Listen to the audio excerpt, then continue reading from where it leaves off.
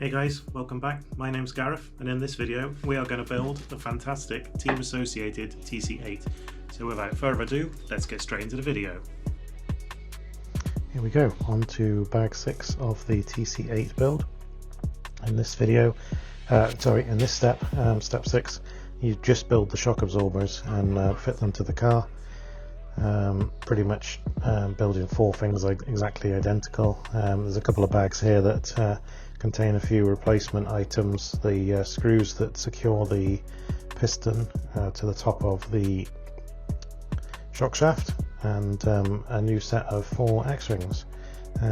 They look identical to the ones that came in the kit, so I've got no idea if they're any different, but there's a variety of pistons that come in the kit there. So you've got the standard 2x1.1 and 2x1.2 on the same piston, and then you've got the 2x0.8 PSS progressive shock system pistons in there, and then you've got a full set of blank ones to drill yourself. So yeah, the kit uses the 2x1.1 and the 2x1.2 pistons, slightly different to the ones I've been using before, which have just been the same hole, 4 of those holes. That's coming from the X-ray background that I started my touring car journey on, but yeah, they seem to work. They feel okay. I've compared them to other cars, and they feel pretty much there where they are. Yeah, so with the springs here, a friend of mine said that the X-ray and the core springs didn't actually fit. They were the wrong size to fit. So here's the core spring fitting perfectly onto the spring cup there, and the X-ray ones are exactly the same. I think the XLP ones are about the right length to work on this size shock. I'm currently using the X-ray XLP springs on my TC8. It was a little bit difficult comparing where you were with the colours. You couldn't really get a straight comparison between the C ratings that a lot of the other shocks use and the colours and the pounds per inches or whatever those work in. It's difficult to sort of go up one level when those springs sort of compared to a 2-step on the X-ray C rating. So as always, I am sponsored by 1UP over in America, so I use all their greases and oils and things like that.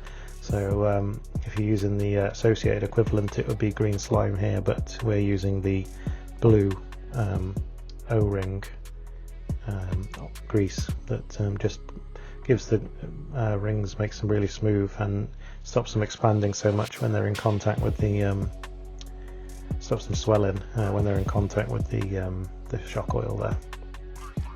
So they're pretty much exactly the same as other ones. You have a top hat, then the rubber X-ring, and then a bottom hat, and then that's all screwed together and secured with a little cap here. The threads are quite thin, so you have to make sure that they are on there exactly before you go hammering them on. So yeah, just a little bit of caution when you're doing those. You don't want to cross-thread any of those little aluminium pieces. I don't think they're going to take much to be forced on and just destroy either the cap or the shock body, which could be an expensive mistake for you. But yeah, pretty much the same as every other shock here.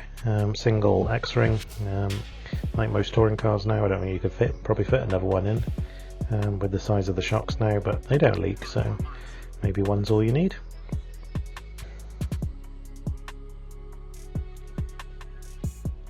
The pistons are held on with a single screw onto the end of the shaft. They have a direction, so you need the little indent facing upwards. The shock shafts have like a built-in washer at the top of them, so you don't need a separate washer like you would on the off-road associated cars to do the same thing. But yeah, it just screws onto the top there. It might be beneficial to pop a teeny bit spot of thread lock onto those. I haven't had one come undone in all the time I've been racing the car, and I've been racing the car for 9 months now.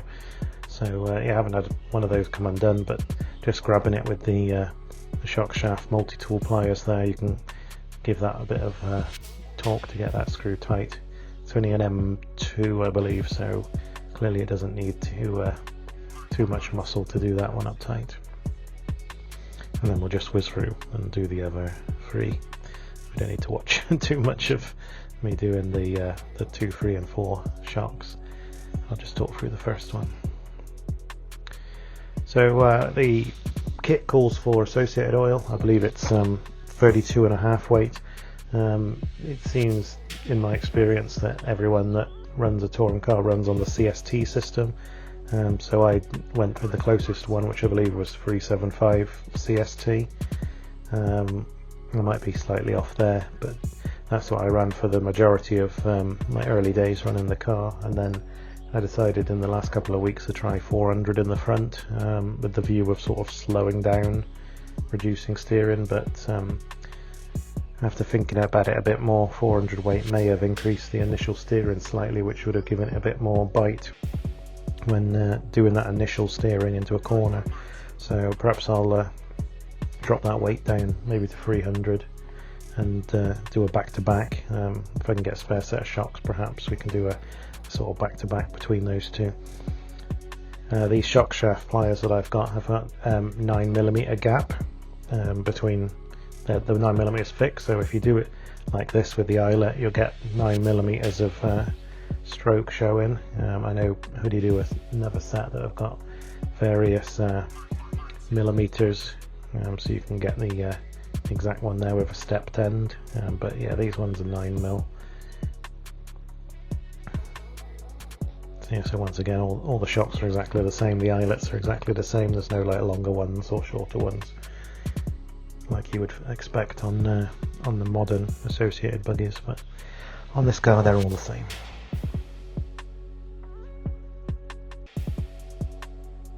So there we go, nice and smooth. Small O-ring goes inside the shock collar, tiny little bit of fluid on there will make sure that it moves freely. You won't end up unscrewing the lid or anything like that when you're trying to adjust them. So we can see there that the stroke actually calls for a 9mm stroke there, so with that set of pliers you'd end up with 9mm if you just clamped it at the top and screwed the eyelet on, which helps and makes it convenient. Just make sure that they're all tight, we don't want those coming loose and in races and having shock oil leak everywhere. I've got a little bit of oil on my finger there, so it moves freely.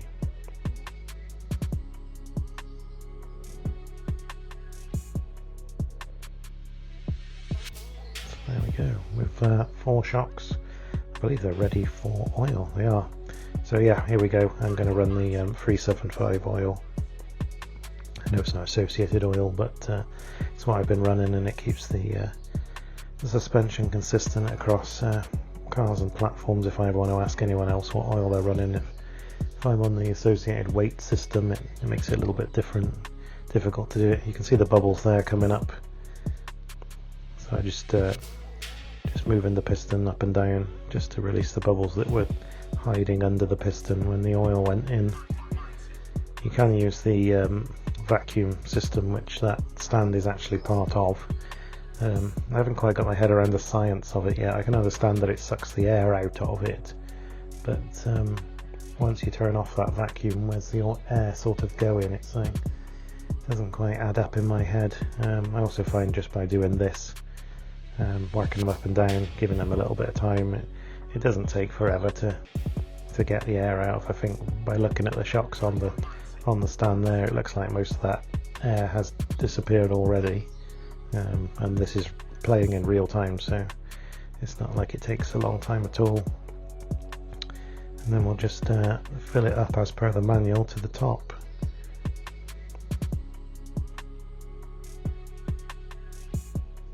Good thing is they don't take much oil, so you end up with the oils last really long. Like this is a big 100ml bottle from Hoodie there, but you can get smaller 50 ones. And I don't think, since I started touring cars in 2022, I think, I don't think I've used a single one, all the oil that's in one.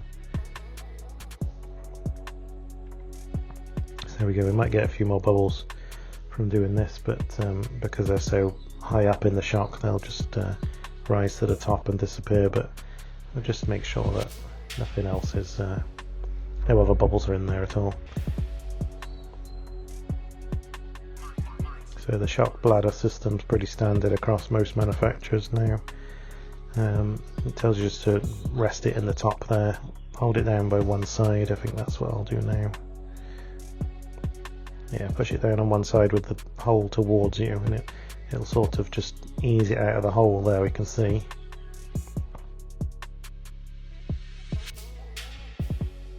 And just tidy up that mess. But yeah, just make sure it's seated correctly, and if you do it towards the hole, you'll find it'll start leaking out the hole and all come out in a controlled manner.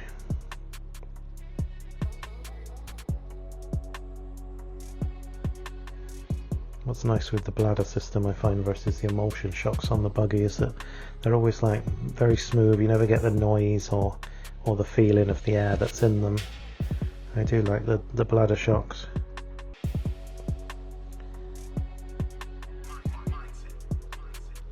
And then they're held down like this, and then that little hole in the top lets the air out, so when the piston goes up, bladder rises as well, and the air goes out through that hole, and then when the shock goes back down, the air comes back in and the bladder returns to normal. But I always find that they're very consistent. Got a little bit too much rebound there, but it's nice and smooth, doesn't make any noises. I often find just giving it a few bumps like that will usually let things settle. You can see in this one I'm not overly happy with the amount of oil that's in there, so just popped a bit more out. I think we probably lost about half the rebound by doing that little motion, but we'll just take a tiny bit more out, it looks like. See if we can get them so that they're pretty much no rebound.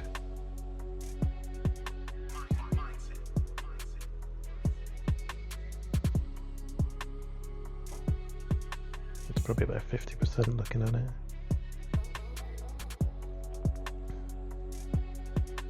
So I think we'll just do the other ones now exactly the same.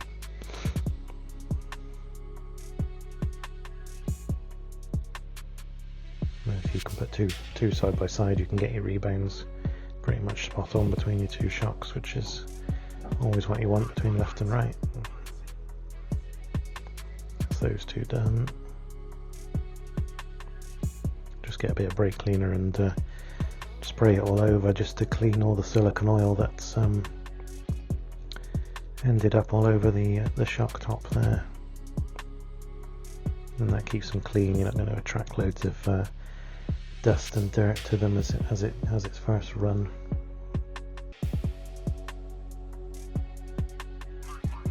There we go, just a microfiber cloth. I do use them for cleaning tyres, as you may see, with all the muck that's on them, but yeah, we use them for most things. And then that's the shock springs going on. I believe it was white on the front, blue on the back for kit. I believe I swapped them round, so we had white on the back, and I can't remember now if I did or I just left them as they were in the kit. It might be white, it might be grey, I can't see from that picture. I haven't run them for so long, I can't remember which one's which. But yeah, they feel really good. They look good too. I like the alternating colours between the Fox Kashima coating and the blue. They look nice.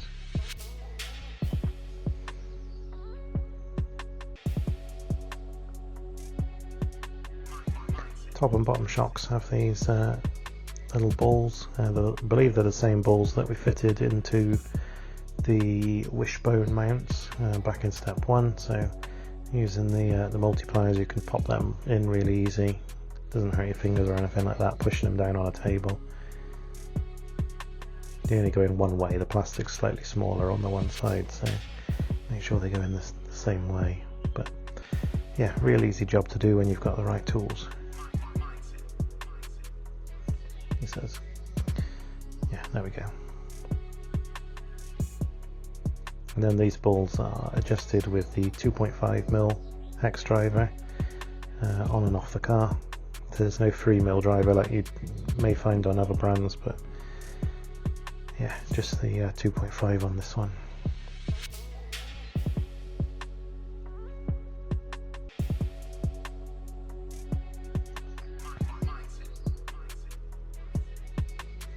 You can adjust the angle of the shocks with those shims there. So kit calls for 4mm, so 2 2s front and back.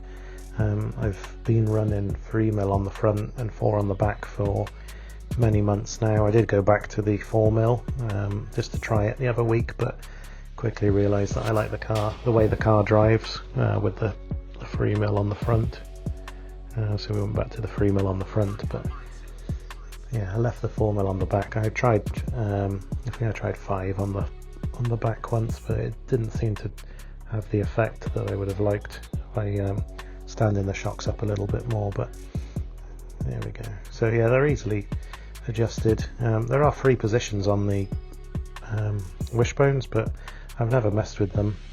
The inner one is for the front and the outer one for the back, but yeah, I never used the middle one. I don't think I've ever seen any setup sheets that call for a change in where they're mounted either. So it does seem a little bit strange that they've added those 3 holes on your wishbones, but no one's ever used them. And yeah, then the back is pretty much the same as the front, just with a slightly different spring. So yeah, same thing again. Make sure your rebound's the same on both sides. If you can get it less than 50%, it does seem to take a few goes to do that. Even now, redoing them again, it never seems to go down to 0, but we get them somewhere where we're happy with, so we'll do it that way.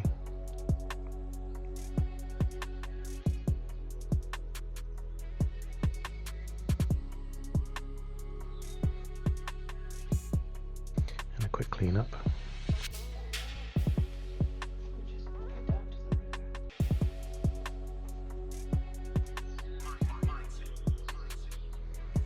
Once again, pop those little balls in and screw them onto the car. So you can see there that the rear ones screw onto the outer hole of the wishbone. There's a 1-up titanium option as well for mounting the shocks to the wishbones, where they've got sort of a built-in washer halfway through, which are a nice little addition. Lighten the car by a few more grams again on the wishbones, but there we go, bag 6 is complete. So thanks for joining me. If you haven't subscribed already, please do so, and thanks for continuing to watch my videos. See you again on the next one.